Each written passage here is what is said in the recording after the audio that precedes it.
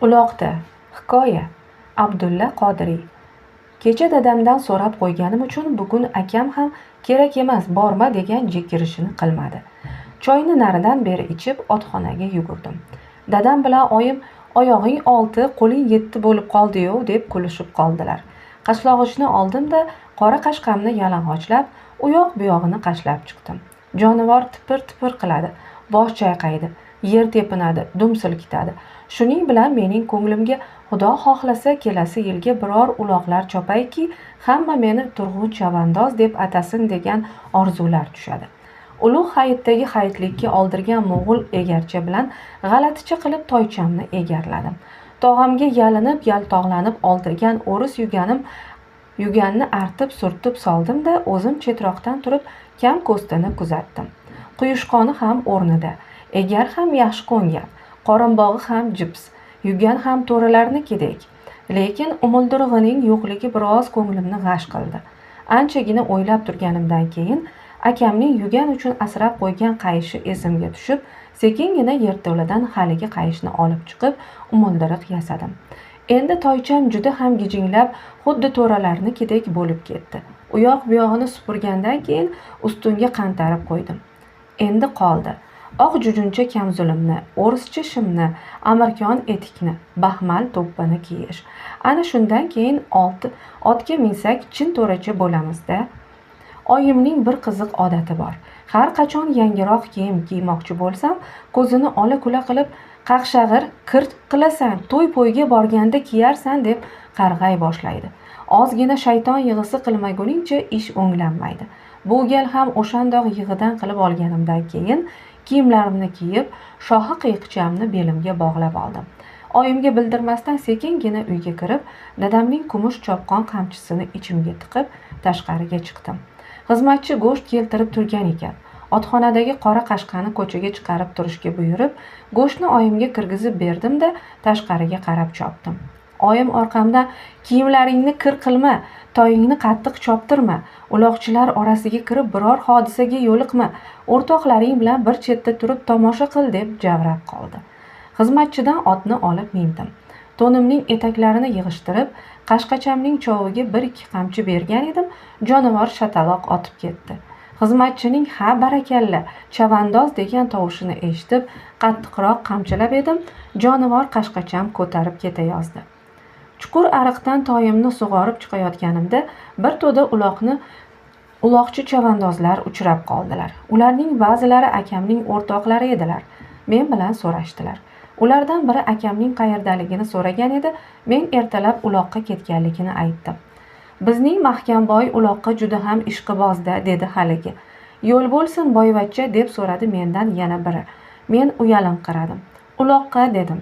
Barakalla chavandoz, barakalla. Turg'un chavandoz deyishdi ular. Ayniqsa meni chavandoz deb atashlari juda ham kayfimni keltirib, ichimdan otangga rahmat deb qo'ydim.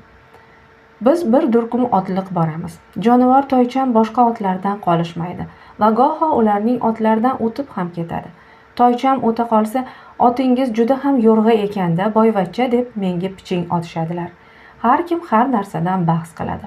Orada menga ham so'z qotib qo'ydilar. Men uyalaman. So'z urinib yana mahkam ustida to'xtaldi.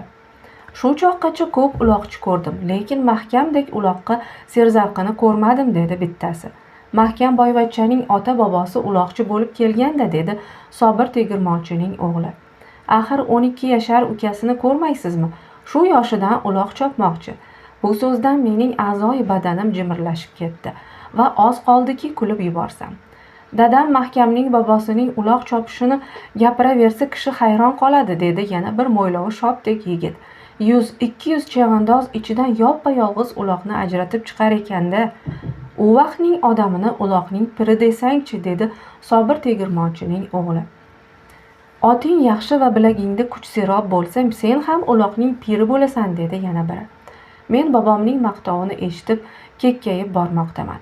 Shu paytda orqamizdan ot shatalog'i eshitilib, qayrilib qaragan edik, oldiga bir ola echkini o'ngargan, ko'kragi ochiq, yaktakchan, saman otliq bir yigitni ko'rdik.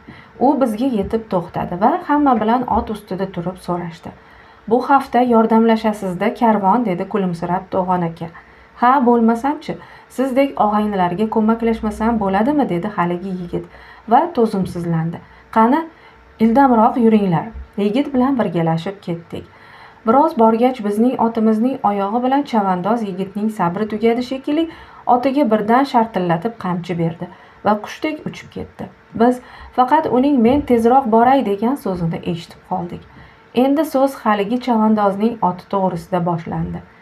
Valatning oti juda ham chopqirda, dedi To'g'on aka. Uloqchi bo'lganingga yarasha shundaqangi oting bo'lsa, xuddi bodirafrafdek uchadi, dedi mo'ylovi shopdek yigit. Shu vaqt nima uchundir hamma birdan sharaqlab kulib yubordi. Kulgi sababiga tushunmasam-da, men ham ularga qo'shilib kulishdim. Bodirafrafmi, bodi sarsar, deb so'radi undan amakim. Biz akamga Do'mbirovod guzarida uchradik. Akamlar samovarchiga palov damlab qo'yish uchun o'zaro pul yig'ib berishgandan keyin biz yana yo'lga tushdik. Dalaning ko'chasi qishdan boshqa vaqtda suv ko'rmagani uchun 2 gaz keladigan bilq-bilq guppon tuproq, 20-30 uloqchi birdaniga yo'l bosib, qaysi otini choptirib, qaysi lo'killatib boradi. Ko'chani to'zon qoplagan, kishi kishini tanimaslik holga kelgan.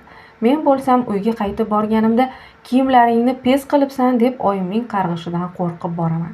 Talaygina yo'l bosgandan keyin uloq chopiladigan joyga yetdik. O'zi 4 tarafi ko'z ilg'amaytirgan darajada katta va sayhon bir yer ekan.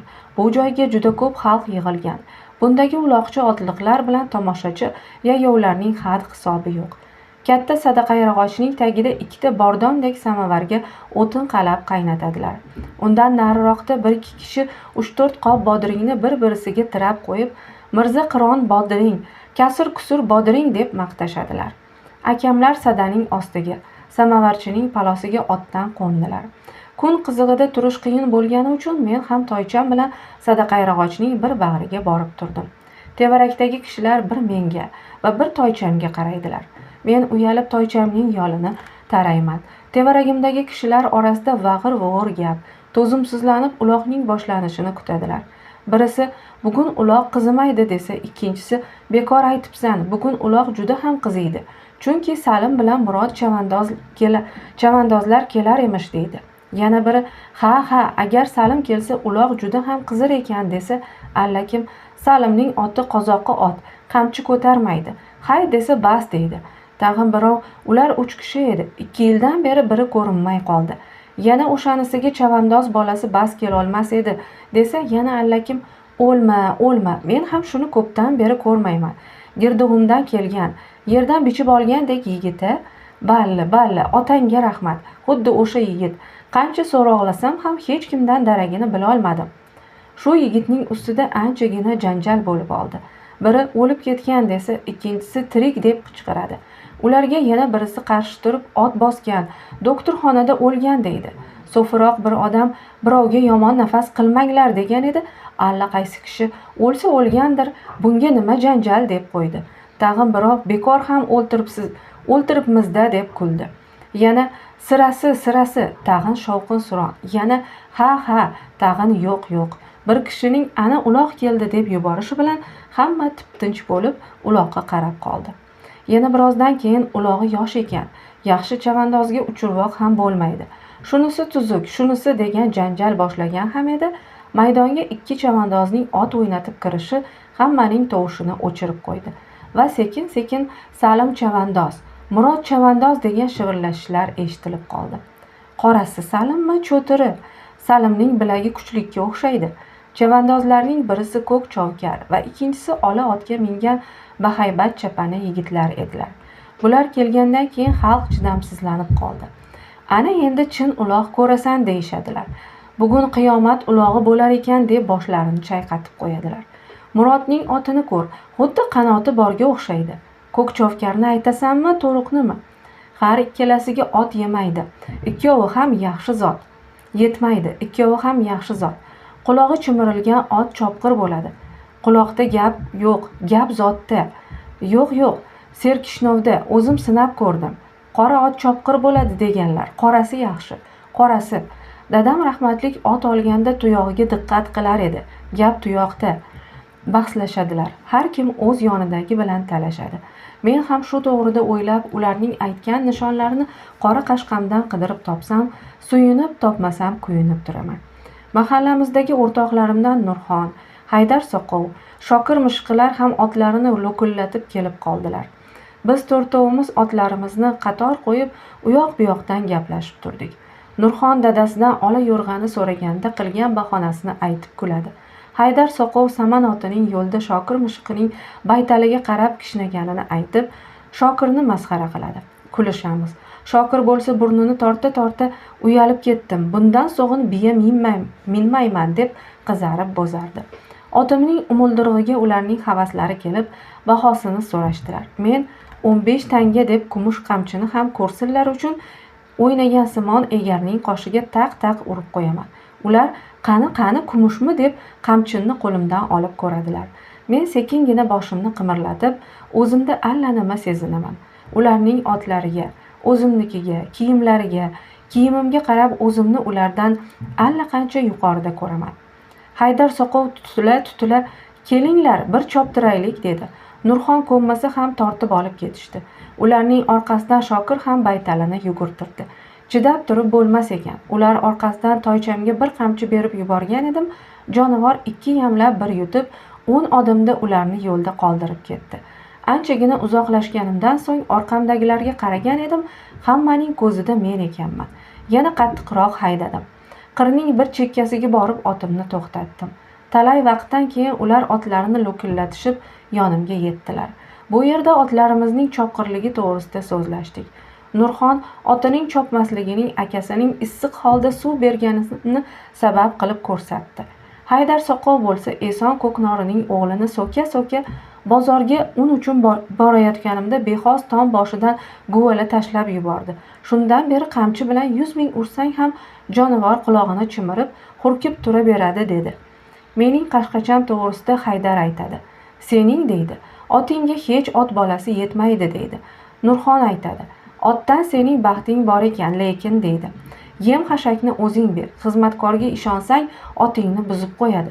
O'rtoq, men senga bir aytib qo'ydim deydi. Shu yerda uzoqqina so'zlashib turgandan keyin yana otni keyinga qarab qo'ydik. Tag'in ulardan o'zib ketdim. Xalqqa yaqinlashgandan keyin meni ham tanib qo'ysinlar deb qashqachamni ust-ustiga qamchilashim bormi? Shamol-da, shamol. Endi xalq bir o'zimga va bir qora qashqamga tikila boshladi. Men bo'lsam, meni endi taniysizlar deb toyimning yo'lini qamchi soni bilan tarab turaverdim. Tomoshachilar orasida yana olag'ovur qo'pdi. Ana, uloqning solig'ini yig'ayotibdilar. Uloq hozir boshlanadi. Murod chavandoz ham turdi. Salim qalpog'ini kiydi. Ro'zi qassob uloqni bo'g'izlamoqchi, pichog'ini qayrayapti. Boyvachchalar ham qo'zg'alishdilar.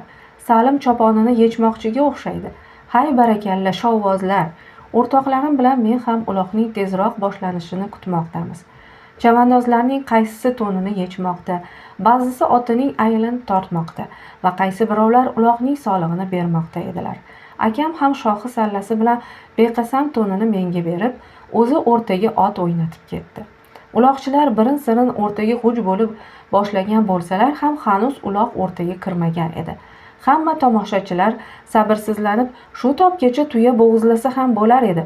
Ulog'i yaxlab qoldimi deyishadilar. Oradan talay vaqt o'tgandan keyin bo'g'izlangan ulog'ini oldinga o'ngarib, Orif Sarkor va uning orqasidan boyagi mashhur chavandozlar qalpoqni chakkaga qiya qo'yib, egarga qiyshiq o'ltirib o'rtaga kirdilar. Tomoshachilar uloqni ko'rganlari on "Xoh jonivor bormisan?" deyishdilar. Oradan allakim uloqning qoni yaxshi yuvildimi deb so'ragan edi. Orif Sarkor xotirjam dedi va uloqni shalq etib yerga tashladi. So'ngra xalqqa yaqinroq kelib, "Og'aynilar, bola chaqalarni chetga chiqaringlar. Ot oyog'ida qolgudek bo'lmasin. O'zlaring ham ehtiyotroq joyda turinglar. Hayvon bilan bo'lgan ish qiyin" deb aytdi. Orif Sarkor xalqdan fotiha olib, otini yugurtirib to'daga ketdi. Tomoshachilar to'dadagi o'z yaqinlariga "Bugun g'ayratlaringni ko'ramizda" deb baqirishdilar. Uloq boshlandi. Birisi oladi, ikkinchisini tortadi. Ikkinchisining yoniga uchinchisi va to'rtinchisi qo'shilib birdan 8 tomonga tortqilashadilar. Oraga chetdagi uloqchilar ham siqilishib kirib, yana uloqni buydalashadilar. Juda qiziq. Har kim uloqni o'z taqimiga bosish harakatida, lekin uloqning dumidan, oyog'idan, yolidan tortguvchilar juda ham ko'p. To'didan olib chiqish juda qiyin. Ba'zan uloqni to'didan olib chiquvchi ham ko'rinib qoladi. Biroq uning ketidan uloqchilar chug'urchuqdek yopirilishib, 10-15 qadamda tutib oladilar. Yana tortish boshlanadi. Bu yoqdagi tomoshachilar taqimga bos, taqimga, otning boshini qo'y, choviga qamchini shig'a ber, deb bo'sh kelma, mahkam tut, yuganini bo'shat, qamchingni tishlab ol, yoningga alahsima, olding, berma, chapga buril, chapga, tut, qo'yma, voy to'ymagur, berib yubordingga o'z ko'nglingda sen ham uloqchisan-da, oting harom qotsin, otmi, eshakmi, bu harom o'lguring, deb har xil tovushda baqirishadilar. Uloq yerga tushib ketib qolsa, tomoshabinlardan ba'zisi yugurib borib yerdan uloqni azod ko'tarib oladi. Ukasimi, oshnasimi ishqilib birorta yaqin kishisiga tutqizmoqchi bo'ladi. Lekin boshqa chavandozlar uloqni undan olmoqchi bo'lib, ustiga duv yig'iladilar. U bermaslikka tirishadi. Boshqalar o'rtaga sanjob qilib siqadilar. Bechora anchadan keyin oqsoqlanib yoki qo'lini silab o'rtadan arang chiqib ketadi. Otasi bolasini, akasi ukasini tanimaydi.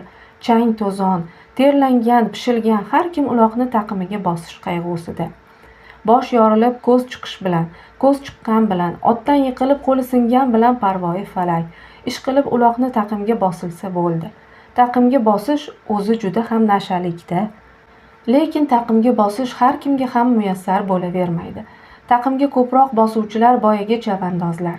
Azoblanib, o'layozib bo'lsa ham uloqni taqimga bosgach, otga qamchi berib 50-60 odim nariga qochib boradilar-da, yana orqadagilar tarafidan o'ralib olinadilar. Yana tortish. Uloq boshlanganidan biror soat vaqt o'tgan edi. Birdan uloqchilar suv quygandek tinchib, tortish o'rnida to'planishib qoldilar. Biz otliq yayov tomoshabinlar ham hammamiz o'rtaga yugurishdik. Men keyinroq borganim uchun otliq yayov xalq o'rtani sirib olgan edi. Men chekkada qoldim. Har qancha urinsam ham o'rtaga kirishning epi bo'lmagandan keyin odamlarning og'ziga qarab turdim. Lekin uloqchilar orasidagi hodisa hammaga ham noma'lum edi. Har kimning yuzida ta'jub va bir-birisidan nima gap deb so'rashar edi. Bir necha daqiqadan keyin qimirlatmang degan tovush eshitilib, xalq yana ta'jubga tushdi. Nari bo'linglar, hov deb o'rtadan birov baqirdi. Xalq bir chetlik bo'lib yo'l ochdi. Nima gap? Hech narsa emas. Esonboyni ot bosibdi. Qo'rqinchli emasmi? Yo'q, sag'at. Kishilar bir-birlariga qarab, falokat deyishdilar. Nari tur, beri tur qilib 5-6 kishi otga bosiriq bo'lganini o'rtadan olib chiqdilar. Kishilarning ko'magi ostida keltirib sadaning ostiga yotqizdilar. Darrov bir kishi aravaga yuborildi. Bittasi o'ziga kelarmikan deb o'lgudek bo'lib yotgan Esonboyning yuziga suv sepib ko'rgan edi, qimir etmadi. 5-6 otning tagida qoldi-da, bechora. 10 ta otning tagida qolsa ham hech gap emas-ku, biroq qaltisroq joyidan bosganga o'xshaydi. Umri boqiy bo'lsa hech gap emas. Bechora bulturgi hayitda menga 1,5 so'm hayitlik bergan edi. Ilohi yaxshi bo'lsin deb ko'nglimdan o'tkazdim. Arava keldi. Esonboy akani aravaga yotqizdilar. Akam 3-4 ta o'rtoqlari bilan arava yonida Esonboyni kuzatib shaharga jo'nab ketdi. Sho'rpaxta qilsin, kepak qizdirib bossin deb xalq cho'rlashib qoldi. Ular jo'nagandan keyin uloq yana boshlanib ketdi. Men uloq tugaguncha tomosha qilib turdim. Lekin yaxshiki endi hech kimni ot bosmadi. Kecha meni ot qoqqan ekan. O'rnimga kirishim bilan tirrakdek qotib uxlabman. Ertalab oyim tur tezroq, dadang kelsa naq o'ldiradi deb ustimdan ko'rpamni tortib tashladi. Men uyquli ko'zim bilan dadam bozor ketmadimi deb so'ragan edim. Oyim Esonboyning janozasida deb javob berdi. Mening uyqum o'chdi. 1916-yil.